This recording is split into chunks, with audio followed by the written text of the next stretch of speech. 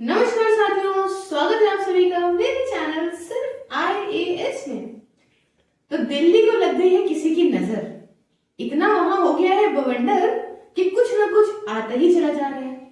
अभी हमने सुना कल की डेट में किस तरीके से वहां भगदड़ में लोगों की जान गई और आज सुबह ही सुबह 5:36 पे आ गया वहां भूकंप। तो हे ईश्वर, वहां थोड़ी कृपा बनाओ, हमारे देश की कैपिटल है ये। बहरहाल जानेंगे इस वीडियो के अंदर कि क्या हुआ दिल्ली में भूकंप, कितने मैग्नीट्यूड का आया, एक्चुअली में अर्थक्वेक दैट इज भूकंप कैसे आता है, क्या वजह होती है, कहां से निकलता है, उसे कैसे मापा जाता है।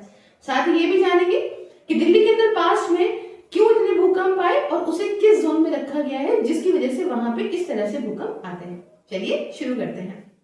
तो साथियों, आज सुबह 5:36 पे हमने देखा कि दिल्ली के अंदर अर्थक्वेक के झटके महसूस करे लोगों ने।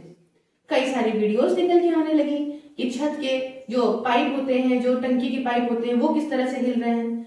लोग तो थोड़ी देर सो ही रहे थे, लेकिन अपने काम पे जाने से पहले एक बार उनको झटका जरूर मिला। कल की खबर भी हमने देखी ही थी, एक झटके वाली, जिसमें कितने लोगों की डेथ हो गई थी। बहरहाल अब बात कुछ इस तरीके से है कि दिल्ली के अंदर ये सारी चीजें क्यों होती हैं, पहले हम समझते हैं। देखिए, 4 मैग्नीट्यूड का ये जो अर्थक्वेक था वो आज महसूस करा गया। हालांकि इससे कोई जान माल या कोई बड़ा हानि देखने को नहीं मिली। पास्ट में लास्ट टाइम मैम कब आया था? देखिए, ये 2022 में आया था। उसके पहले 2020 में भी कई झटके देखने को मिले, तो 3.5, 3.4, फिर जो अपना 22 का था वो 4.1, इस तरीके से देखने को मिले हैं। 5 के ऊपर हमने देखने को नहीं मिले हैं दिल्ली के अंदर।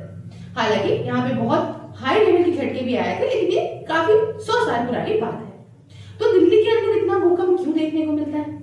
क्योंकि इसे सिस्मिक जोन 4 के अंदर रखा गया है। ये एक हाई रिस्क एरिया है ये अर्थक्वेक को लेके। अच्छा मैम, तो ये बताइए कि ये जो नापा हमने कि 4 मैग्नीट्यूड का आया था, 5 का आया था, 6, 7 का आया था, ये क्या होता है? देखिए, हर चीज को नापने के लिए एक कोई ना कोई स्केल होती है। तो यहाँ पे भी एक रिचर स्केल होती है जिसके माध्यम से इस चीज का पता लगाते हैं कि कितने मैग्नीट्यूड का भूकंप महसूस करा गया या फिर आया। मैम, ये भूकंप आते ही क्यों है?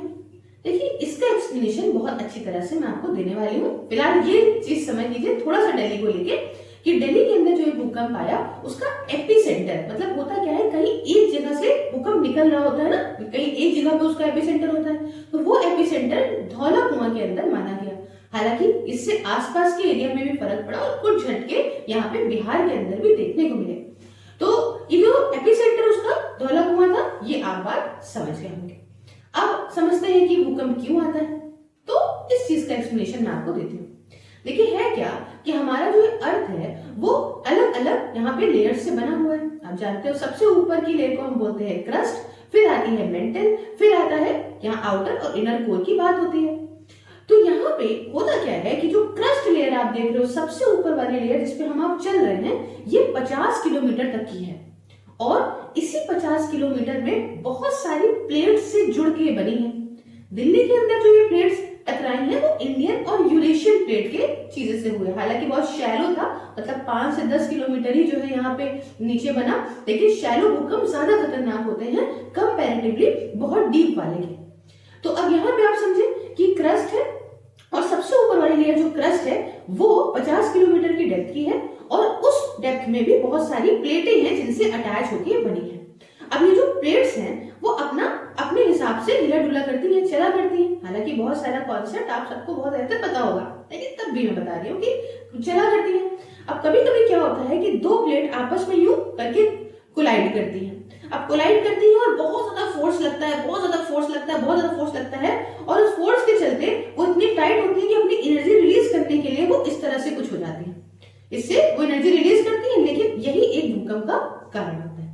ठीक है, आई होप आपको ये चीज समझ में होगी। अब ये चीज मैंने आपको बताई। अब आप कहोगे कि मैम शैलो आया था, हमने सुना था 5 से 10 किलोमीटर ही डेप्थ पे था, तो ये तो इजी होना चाहिए, इतनी दिक्कत नहीं होनी चाहिए।